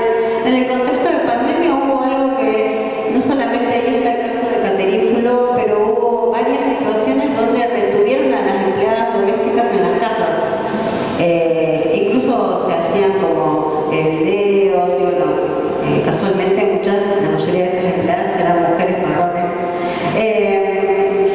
Y bueno, también discursivamente, así como Alberto Fernández dijo de que los argentinos descendemos de los barcos, ahí lo tenemos a Pichetto, que bueno, que también es un flamante integrante del nuevo gobierno que vamos a tener ahora. Ahí están los rostros de víctimas del gatillo fácil.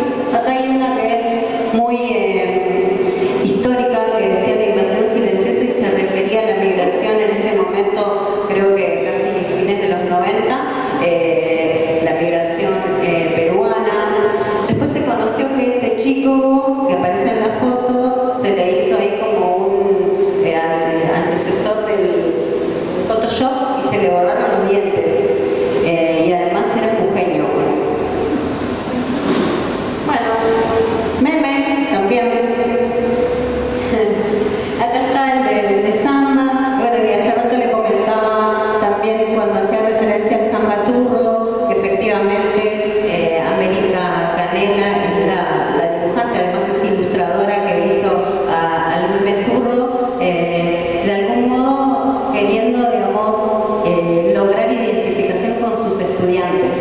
Y efectivamente ese revólver que le pusieron al samba turro fue, digamos, de una forma bastante adrede, pero originalmente el samba turro sí lo diseñó la compañera América, que es integrante de Identidad Marrón. Bueno, y después como pensar algunas cuestiones y que por qué trabajamos y pensando el racismo. La particularidad de lo que yo les vengo a traer es que hablo no solamente de contarles y traerles cosas que aparecen en particular en los medios de comunicación, sino que somos personas que atravesamos y vivimos el impacto del racismo en nuestra vida, en nuestras vidas de forma cotidiana. Más allá de que yo sea una graduada universitaria, más allá de que yo sea una investigadora docente en 2 universidades del conurbano, mi sospecha y prejuicio al momento de que las personas me ven sigue presente.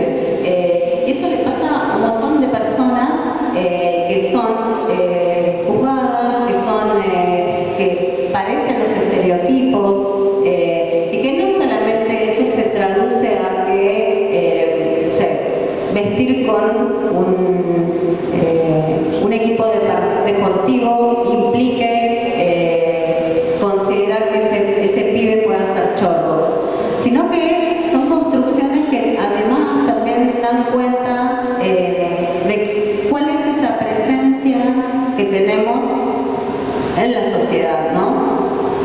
Y que además da cuenta de esa mirada donde no solemos detenernos, pero que tiene que ver con la existencia que tenemos las personas, que empezamos a cuestionar desde lugares a los que aparentemente son potestad de las blanquitudes, ¿no? Y una de las cosas que a mí me sucede tiene que ver con el habitar la universidad, que es el lugar, digamos, donde yo encuentro que tengo que poder seguir construyendo, pero no desde el lugar. Yo hoy, por ejemplo, no sé si mi objeto de investigación es poder trabajar sobre los racismos, sino que a mí lo que me interesan son las políticas públicas, en particular las políticas de género, en particular en un contexto donde hoy ya sabemos, digamos, no tenemos que esperar hasta el 10 de diciembre, digamos, que no va a haber políticas de género.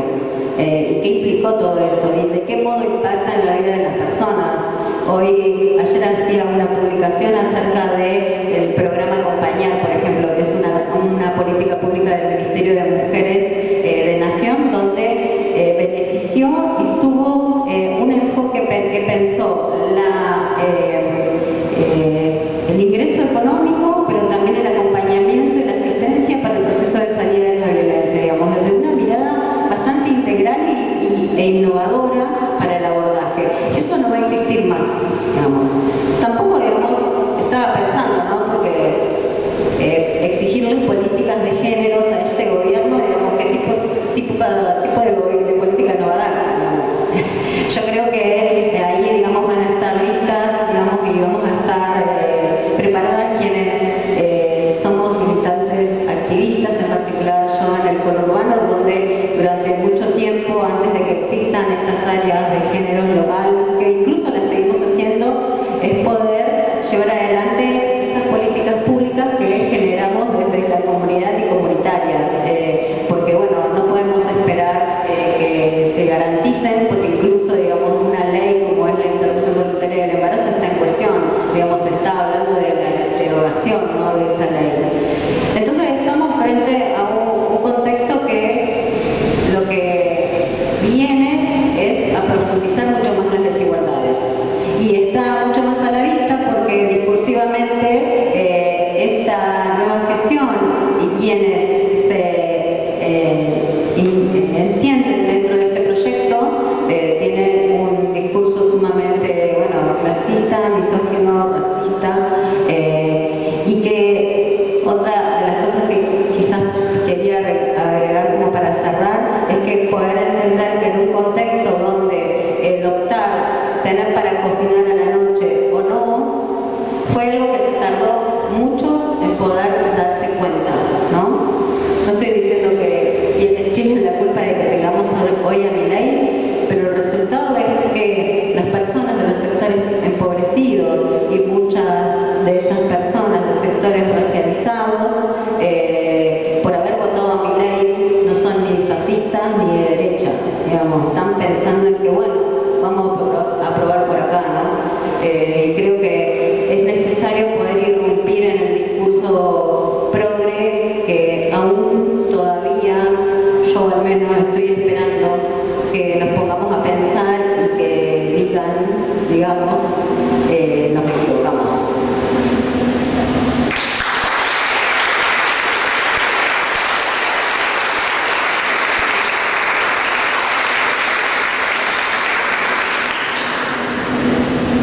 Bueno, ¿qué tal? Buenas tardes a todos.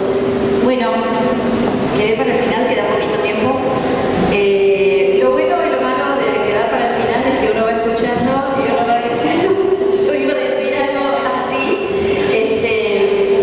No, yo no tengo nada, así que si quieren apagar para que no den valor, porque yo no.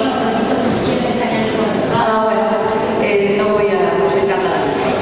Bueno, decía, ¿no?, que hay muchas cosas que ya han dicho las compañeras. Bueno, coincidimos en un montón de cosas y además se me van ocurriendo cosas, con lo cual se me desordena todo.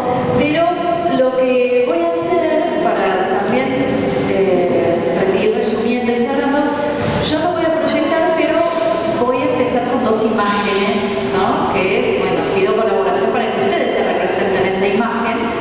Dos imágenes, ¿no?, que son dos casos, digamos, como para empezar a hablar de esto.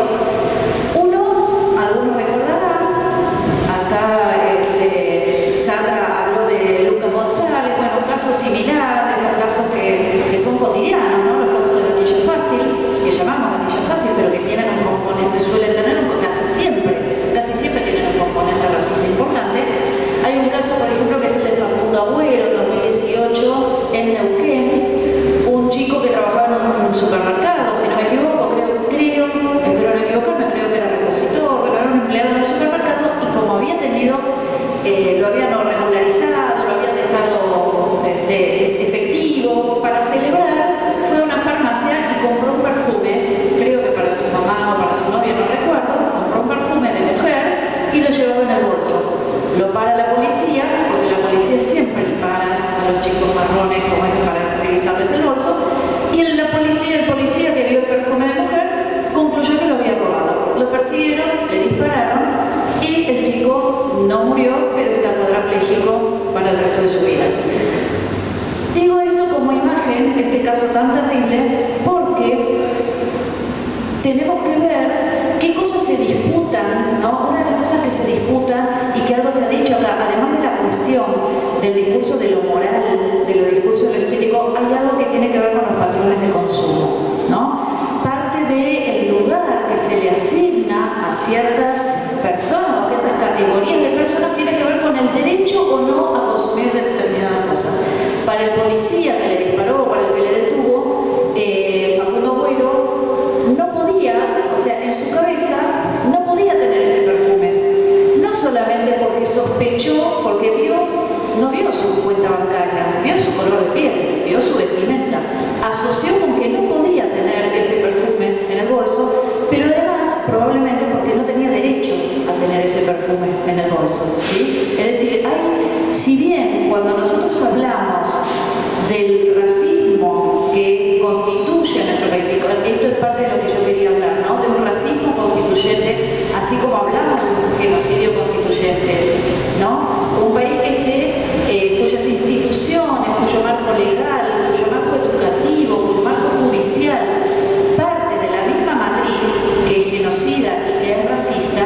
Cuando hablamos de la continuidad de estas prácticas, y a veces nos dicen, pero está exagerado, no está el ejército, ahora no tenemos el ejército de Roca andando por ahí, aunque leí lo lamente, pero no tengo Pichetto, pero no tenemos el ejército de Roca andando por ahí, pero hay otras prácticas que disputan otros territorios. El territorio del consumo es uno, ¿sí? Los chicos, como llamó una senadora una vez, que no pude recordar su nombre, será un mecanismo de defensa, pero no pude recordar su nombre, que hablaba en la legislatura porteña del peligro, y claro, como no puede decir negros porque es políticamente incorrecto, entonces decía de los chicos de gorrita y mochila, ¿sí? Los chicos de gorrita y mochila, que puede ser, cualquiera puede ser un chico de gorrita y mochila, pero ese estereotipo es un poco como el turro, ¿no? Como el zapaturro, tiene que ver con esa forma de habitar el espacio y esos patrones de consumo que representan un peligro, entre comillas, ¿no? Porque es el elemento que no puede estar en estos lugares que son, digamos, apetencia de consumo de ciertos sectores, ¿no? ¿Por qué no pueden entrar determinados chicos al baile, ¿no? Al salón bailable? No es solo por las zapatillas, todos sabemos que no es la marca de las zapatillas, sino, bueno, qué personas pueden consumir en determinados espacios y qué es lo que les corresponde a nosotros. A Facundo Boiro le correspondía un perfume más barato, ¿no? O la mamá de Facundo Boiro no tenía el mismo derecho al consumo que Mirta Legrand, que como ella dice, es rubia también por dentro, ¿no? Porque acá se trata no solamente del color de piel, sino de todo lo que se presupone, ¿no? Y todo lo que es el color de piel, que a veces es como el epítome del racismo. El racismo son muchos indicadores, pero el color de piel, el color, digamos, ciertos rasgos fenotípicos, y no todos, pero sí algunos rasgos fenotípicos, son como los indicadores. Y en ese sentido, también, además de abordar el racismo desde un punto de vista de lo discursivo, también desde el punto de vista de las prácticas violentas, por ejemplo, también hay otros abordajes que se han hecho desde la antropología, por ejemplo el de Rita Segato cuando habló de un abordaje semiótico, cuando ella dice raza es signo, que tiene un poco que ver con lo que decía recién la compañera, es decir, lo que se presupone, ¿no? Hay un fenotipo y se le adjudican distintas posibilidades, pero el problema es que esa adjudicación de distintas posibilidades termina siendo una profecía autocumplida, porque termina incidiendo en las personas, incidiendo en los grupos para que esa estimación de las posibilidades o de las capacidades termine haciéndose realidad, ¿no? Entonces, tiene que ver, esto por eso digo, es, digamos, parte del racismo, es un tema que hay que recuperar de alguna manera para la antropología, porque la antropología en ciertas épocas como que lo fue dejando de lado. En un momento la antropología clasificaba personas, ¿no? En su origen la antropología era para clasificar personas. Después no quisimos hacer lo mismo que nuestros ancestros antropólogos, pero el problema es que en algún momento, yo siento por lo menos que hubo como una negativa, ¿no? Bueno, está el trabajo de Ruth Benedict, que yo lo suelo citar porque me parece que es un trabajo fundamental, 1941, se publica en castellano, es decir, durante, ¿no? Cuando todavía el nazismo estaba en el poder, y ella publica este libro, Raza, Ciencia y Cultura, que está destinado a demostrar del nazismo y del racismo en general, ¿no? Y es un trabajo ejemplar, digamos, para metros, ¿no? Recordemos 1940-1941, donde ella va desarmando todas las argumentaciones del racismo. Entonces, la antropología en algún punto estableció que la raza no es un criterio científico que nos puede explicar nada, que no hay una base biológica real ni hay una base genética real. El problema es que eso no implica dejar de analizar los usos sociales, ¿no?, que se hacen de los rasgos fenotípicos que se utilizan, digamos, como para organizar y se emplean para organizar las relaciones sociales. De alguna manera, lo que dice Rita Segato es, digamos, el planteo de ella está, digamos, en el contexto de la discusión de políticas de discriminación positiva, por ejemplo, para el ingreso a las universidades, ¿no? Entonces, el planteo de ella es que si cambiamos el signo, si cambiamos lo que esos rasgos fenotípicos nos dicen acerca de, por ejemplo, la posibilidad de que una persona marrón, para hablar con el mismo lenguaje, pueda ser profesional mediante medidas de discriminación positiva que ayuden a que haya más profesionales no blancos, esa sería, digamos, una manera de que en un futuro, digamos, pudiera cambiar esa semiología. Claudia Briones propone, ¿no? Trato de hacer, voy muy rápido, pero trato como de proponer distintos abordajes que se han hecho. Claudia Briones habla de procesos de racialización, ¿no? Y a mí me resulta interesante en el sentido de que entonces no estamos obligados a hablar de lo racial, o no estamos obligados a hablar ni de la cultura, ni de qué es preeminente sobre qué, si lo ético, la cultura, lo biológico, etcétera, sino que hay procesos de racialización de la diferencia. La racialización de la diferencia ocurre cuando se atribuyen no solamente expectativas sobre lo que digamos, sobre ciertos elementos, sino que también se le asigna o se le quita, digamos, expectativas sobre su posibilidad de cambio, ya sea de movilidad social o de las posibilidades de cambio en lo cultural, etc., ¿no? La idea de son incorregibles, como decía Borges, que no por nada lo decía acerca del peronismo, el tema que los peronistas son incorregibles, bueno, esa idea, los cabecitas negras, ¿no? La idea de el cabecita negra que no por casualidad es, digamos, una construcción reivindicada por el peronismo, pero también estigmatizada el nombre del peronismo, y la idea es, les das un departamento y te hacen asado con el partido, ¿no? Ese tipo de, además les das un departamento, ¿no? Porque siempre es así la pasividad del otro y no sé de dónde le verán, pero bueno, le dan, ¿no? El que es objeto de la asistencia, de la prebenda, etcétera, y que no está para ocupar el lugar de consumidor de esos espacios porque es cabecita negra, ¿no? Entonces volvemos a esta cuestión del consumo que está, digamos, vedado o está prohibido de alguna manera para ciertos sectores. Entonces digo,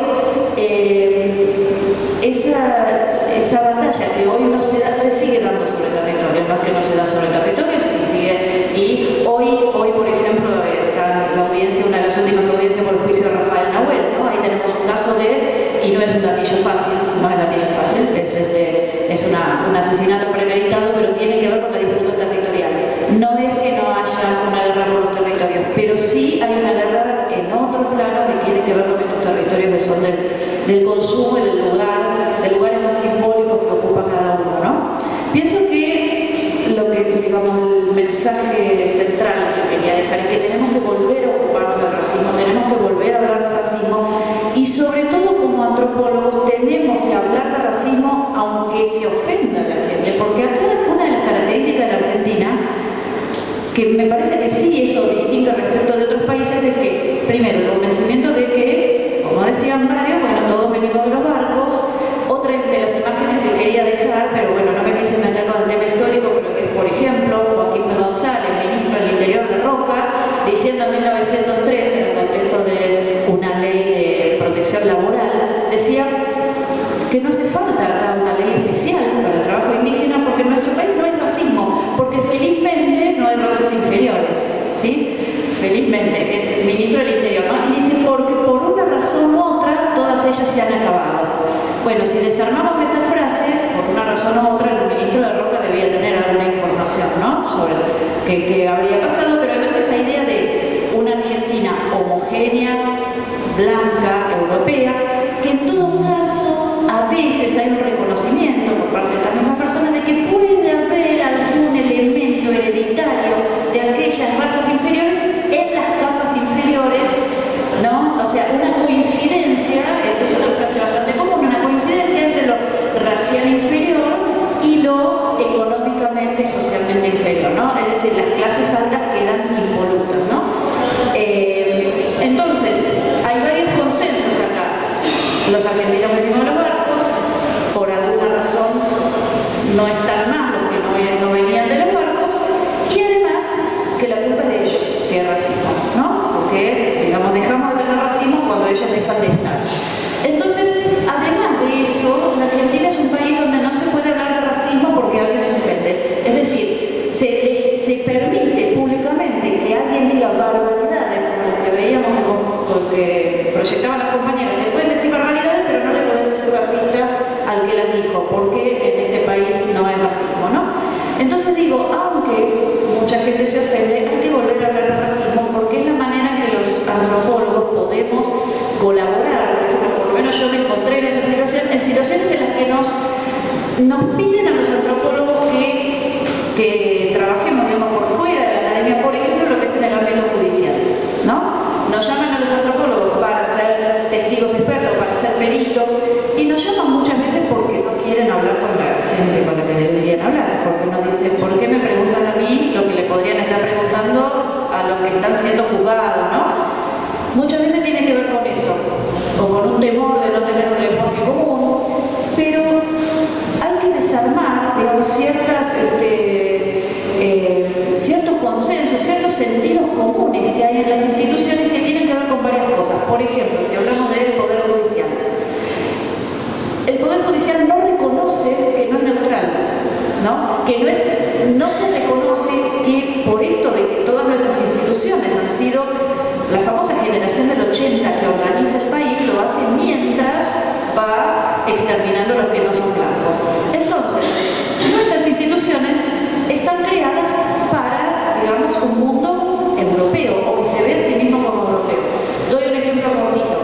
En un momento en que en un juicio había que organizar, por lo que manda el Código de Procedimientos Penales de la provincia de Neuquén, había que organizar un juicio oral con jurado popular, ¿no? Eso tiene que ver con la magnitud de la pena que se le puede dar al acusado en caso de que lo condenen. Más de 4 años, más de 5 años entre jurado popular. Bueno, también por requerimiento del Código Procesal, como los acusados eran mapuches, se estaba pidiendo 15 años de prisión por haber tirado unas piedras y haber lastimado a una persona, a una empleada judicial, entonces la mitad de ese jurado tenía que pertenecer, según el Código, al mismo entorno sociocultural del acusado. Entonces ahí hubo todo un trabajo de las organizaciones de militancia indígena, y ahí yo colaboro como antropóloga para que el juez entienda que ese entorno sociocultural era mapuche, no solamente de la ciudad de Zapala, sino que tenía que ser mapuche. El tema es cómo saber, ¿no?, a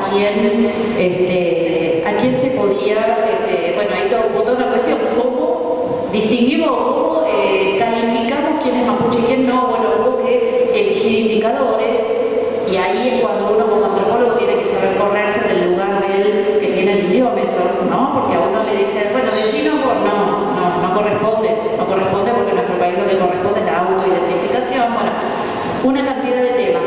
El tema es que empieza a salir, ¿no?, por parte de la otra parte, ¿no?, la parte que quería condenar a la gente indígena, que no quería el jurado intercultural, decían, entonces si la próxima vez en el banquillo del acusado hay un blanco, hay que ponerle el jurado blanco, a lo cual le dijimos, siempre es blanco, ¿no?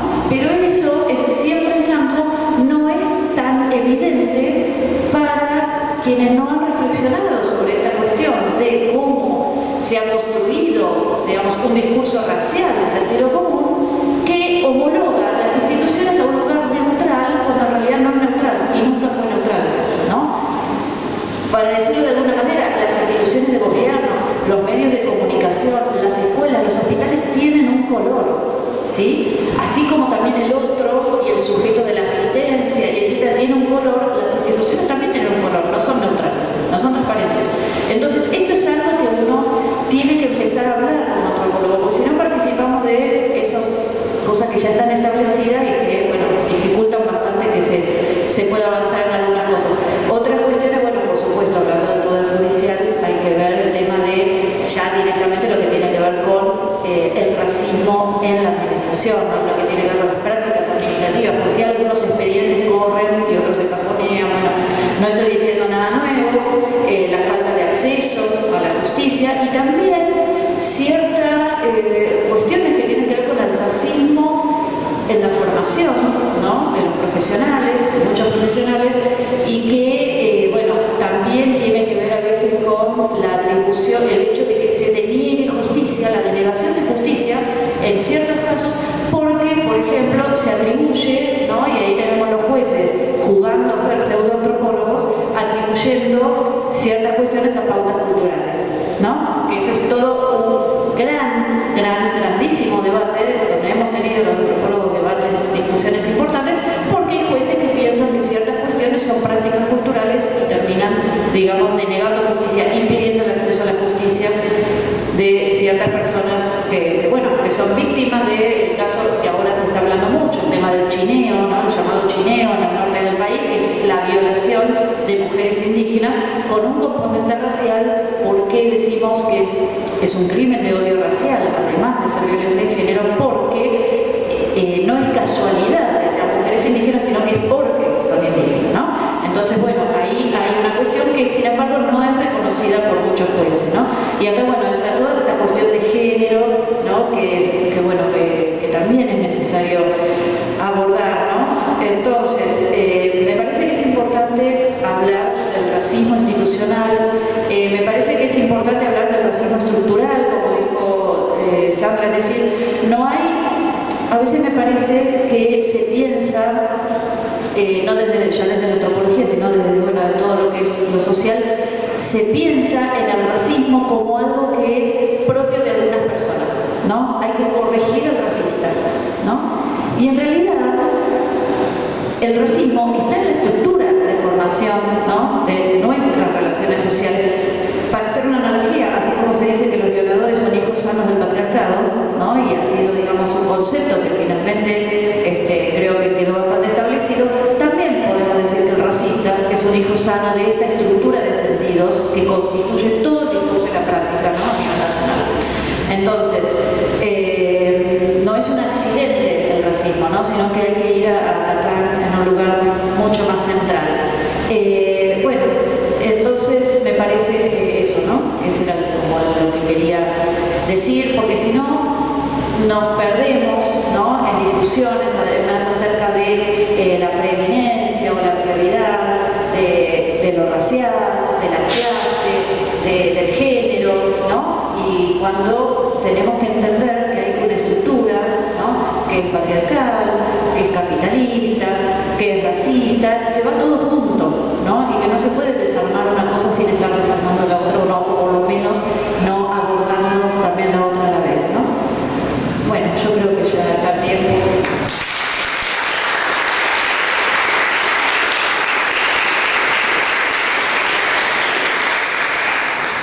Bueno, muchas gracias a todas. Abrimos cortito para preguntas